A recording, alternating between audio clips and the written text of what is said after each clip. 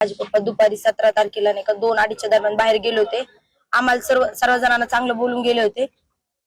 विकी नावाचा मुलगा आहे, शुभम, ती ममता, साक्षी, समाधान एवढ्या जणी संशय आरोपी त्यांच्या बहिणी हे सर्व जणांना माझ्या पप्पाला मारून दरेगाव ते फॉरेस्ट मध्ये टाकलं. आणि हे 15 वर्ष म्हणजे त्यांचं काय प्रकरण होतंय माहित नाही आम्हाला, पण ती शुभमनं माझ्या पप्पाला धमक्या दिल्या होत्या. शुभमनं विकीनं या सर्व जणांना माझ्या पप्पाला मारून टाकलं. आम्ही इथं तालुका पोलीस स्टेशनला आलेलो आहोत आणि त्या आरोपींना त्यांनी मदत सिक्युरिटी सोबत ठेवलेले आहे आणि आमच्या सर्व नातेवाईकाला माझ्या मम्मीला आम्हाला गेट लावलंय त्यांनी, आम्हाला मध्ये सुद्धा येऊ देत नाहीये. बाहेर त्यांनी आमची तक्रार सुद्धा घ्यायला नाही, त्या आरोपीच्या सगळ्यांचे नाव सुद्धा घ्यायले नाही. आम्हाला न्याय मिळाला पाहिजे तोपर्यंत आम्ही बॉडीला हात सुद्धा लावणार नाही. नाहीतर आम्ही सर्वजण घरचे सुसाईड करून घेऊ. आमचे वडील नाही तर आमचं काहीच काम जगून काही कामाचं नाही. माझे वडील आम्हाला चांगलं बोलून गेले, सर्वांना चांगलं बोलून गेले. त्यांनी माझ्या वडिलांसोबत काय केलं?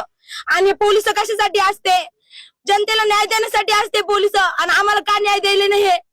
ज्यांचा नवरा मरतो, ज्यांचा बाप मरतो त्यांना कळतं त्यांच्यावर बिकतं काय असतं काय नाही. गेट लावून घेतलं, माझ्या आईला बाहेर टाकलं, माझ्या भावांना बाहेर टाकलं त्यांनी आणि आरोपींना सिक्युरिटी ठेवून त्या रूम मध्ये बसवलंय. का? माझा बाप मेला आज, तुमचा बाप मेला असतं तेव्हा मग माझ्या बापाला जरी न्याय भेटला नाही ना, माझ्या बापाच्या बॉडी सुद्धा आम्ही हात लावणार नाही. ते पाचीच्या पाची साईचे साई आरोपी आम्हाला धरून पाहिजे. तुमच्याकडून नसन होत तर माझे भाऊ 2 बरोबर करते. हाय माझ्या पाठीशी माझे भाऊ, तुम्ही काहीच करायची गरज नाही. तुम्हाला नसन होत तर आम्हाला सांगून द्या. तुम्हाला जरी होत असेल तुम्ही तुमच्या नुसार कारवाई करा. आमच्या घरचे काहीच बोलणार नाही. तुमच्या कारवाईच्या मदत सुद्धा आमच्या घरचे येणार नाही. या आरोपींना असंच बाहेर ठेवलं तर ते दुसऱ्यांना पण नुकसान पोहोचू शकतात, म्हणून यांना पटकन अटक करा. तोपर्यंत आम्ही आमच्या बॉडीला हात लावणार नाही. माझ्या वडिलांचं अजून आम्ही तोंड सुद्धा बघितलेलं नाहीये.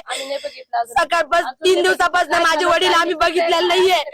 माझ्या वडिलाला पटकन न्याय द्या, नाही तर मग आम्ही जे करायचं ते करू. आम्ही बरोबर यांना सांगा आमची कंप्लेंट घ्या म्हणून, आणि आमच्या वडिलांचं नाही का अंतिम संस्कार आम्हाला करायचंय आणि ते आरोपी धरल्याशिवाय आम्ही अंतिम संस्कार करणार नाही. यांना बोलून नेलं होतं का? कसं नेलं?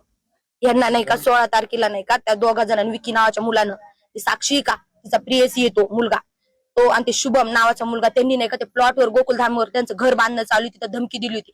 माझे वडील आम्हाला सांगितले पण आमच्या वडिलांना आम्ही कुठंच जाऊ दिलं नाही. 17 तारखेला माझे वडील दुपारी 2 वाजता आम्हाला बोलले, माझ्या मम्मीला बोलले आम्ही जाऊन येतो म्हणे लगेच. तरी माझे वडील 17 तारखेला गोडीनं बोलून गेले. माझे वडील आज सुद्धा परत आले नाही. माझ्या वडिलांना त्यांनी मारून टाकलं. हे सर्व जणांचे नाव सांगितले की मी त्या सर्व जणांना जेल झाली पाहिजे. आणि तुमच्याकडून नसेल होत तर आम्हाला सांगून द्या. तुम्ही जरी करत असेल तर तुमच्या कोणत्याच गोष्टीत आम्ही मदत येणार नाही.